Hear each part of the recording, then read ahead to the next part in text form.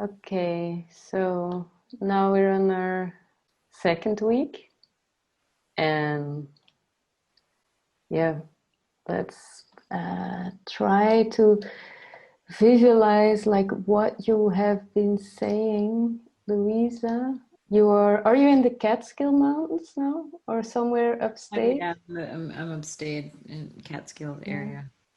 I am in Berlin, so I can't be in New York. I have been there, but so I can have like a little bit of an idea how things look like if you describe that to me, or if you show videos. I can almost like try to imagine to be in your shoes and walk down the tracks you are going.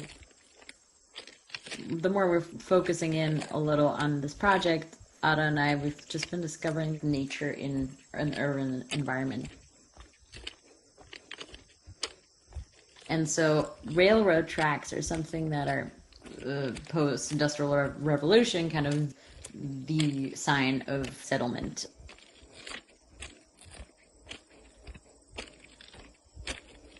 So I'm in this area right now where there's these railroad tracks, and there's really like not, it's just nature everywhere. There's a river, and there's the forest on the right, the river on the left, and these railroad tracks. Pretty good drawing on there. um, right, and and also like just like the layer. This is just the river and the reflection in the forest. So really like and Ada works also with like rust dyeing as well, so like metal materials and the color that gives. So that was like a thought that I had while I was walking on these railroads, and there's these rusty nails, and these there's also these braces that are holding down the tracks. And they sometimes there's some have gotten loose and they're just lying around. So there was like a strong image of that, which is mostly came from me watching Ada's intro video, which you might have watched or not. But where she's dying with these shapes of metal, these metal Mm. pieces. Yeah, And and to add to that, so now we are like, it's all very sad. I wonder always, why am I so attracted to like this industrial remains and so on? I mean, this not much. I mean, there's so much sadness in that, so much suffering, and so much got destroyed by industrialization. So, but I guess like right now we're confronted with that again, like with the whole yeah, pandemic situation, of course, that like, um, again, like stuff will go so fast, like digitalization of everything, like even what we're doing right now, yeah, creation process, all these industries that have to stop right now, that like we don't know if they will stop, like the coal industry and stuff that shouldn't be allowed anymore, and if that will make our life again smaller. For example, the fact that I'm staying home and you are also staying around where you live right now, so we will have to kind of telepathically travel and share ideas, because it's very important, I guess, that you keep on exchanging with people from different places. Oh, that's, right, yeah. right. And also I feel, especially right now, and what's been happening here, and politically what's been happening here, it's been um just also the fact, railroad tracks, and I briefly touched on it, but it's just especially in this country here, we're being confronted. I'm talking about the states, again, with colonialism, and and also like railroad tracks for me also kind of carry that history in them in a way. Um, it's almost something that, and it's almost like the human imposing onto nature in a way. It's like, oh, we're leaving an actual track, you know. It's not even, it's even almost like a huge footprint or something. It's, we're actually physically putting this down and nailing this into the ground. And it has a thing of like, it's kind of it's invasive in a way, because it's, I mean, it's like the obviously there has been road building and stuff before that, but this is like, in terms of industrial revolution, the first step of like, okay, this is the next step of whatever technology, or however they want to call it. And also, like, is it a revolution, you know? That's the other thing. I don't know, Yeah, it's also like the political aspect of it is, I find very interesting. And in the middle, and especially like looking back, and you did a beautiful drawing of this already, but just looking, you know, looking at this image of this like landscape, there's just nature, and you really just have this river and the forest, and then you have this long railroad track. And it's just like this clash of this urban versus nature environment. And yeah, and I think like this was just like imagery that popped up for us, and like the discussion we got in, mm, and a conversation. yeah. So this was like one idea to like have this kind of uh, teleportation thing of Luisa going to places and railroad tracks, empty wasteland in the city, and maybe we can think of like which plants grow there right now, which could be fit like for dyeing, for example, for textile dyeing, and in this way make like a choreography through the landscape, which would then fit again the practice of Luisa of dance and movement.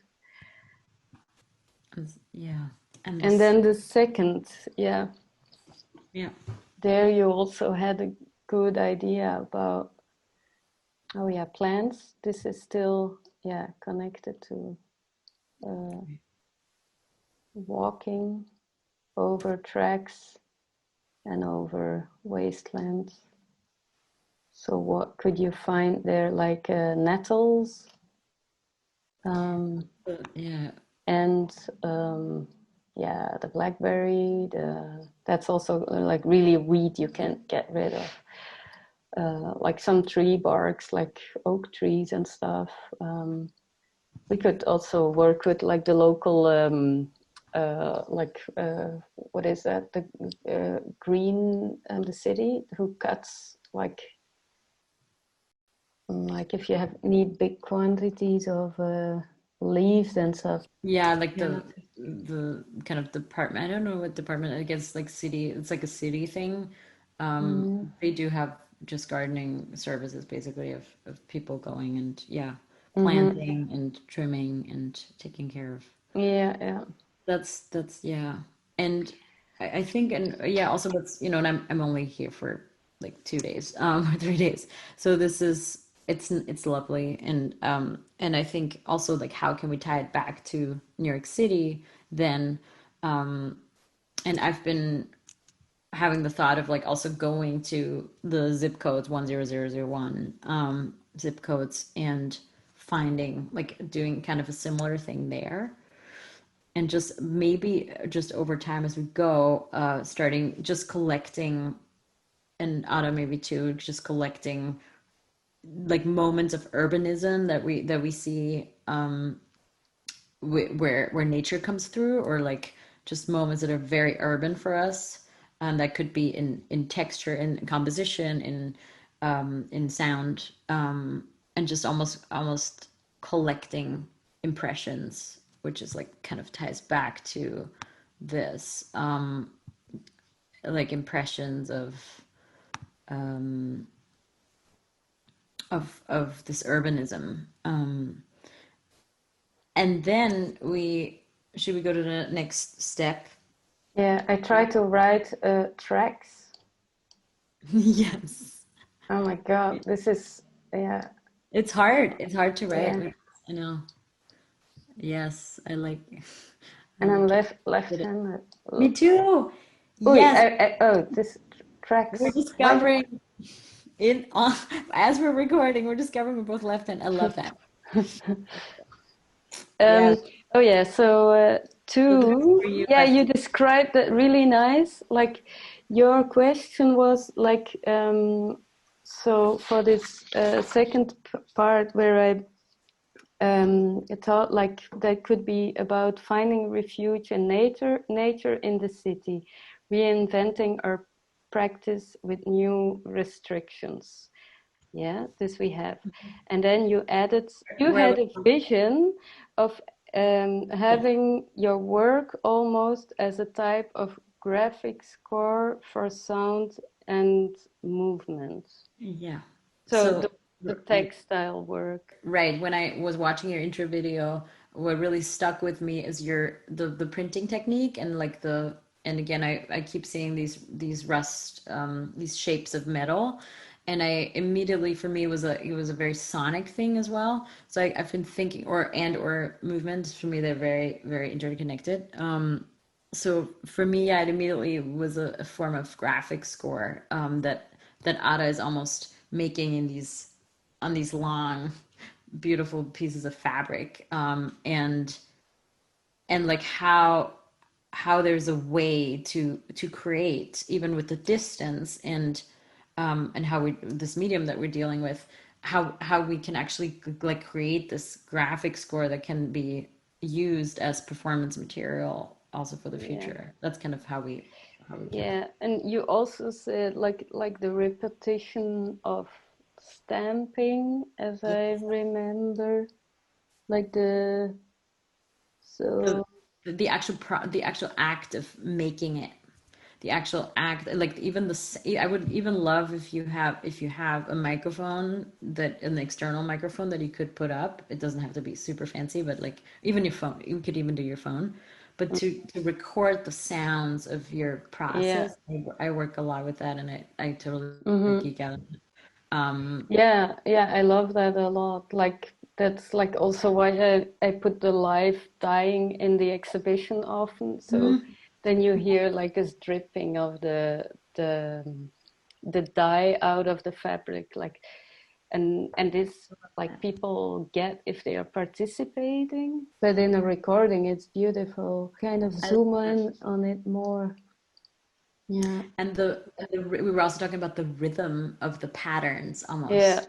Like not even just in like the making process, but also that there's obviously then a rhythm developed in a visual rhythm developed in the patterns, which is how I mean this is how graphics score works. So, um, yeah. Yeah, that interests me much also, like the combination of a pattern is a rhythm, but the pattern is often inspired on a rhythm, a working rhythm, like in right. ancient times, like the rhythm to keep on going, to keep on producing, or the rhythm of, I don't know, digging a hole or whatever. And then it's funny, a lot of patterns are literally inspired on that, on on those actions. So there's definitely a lot to play with.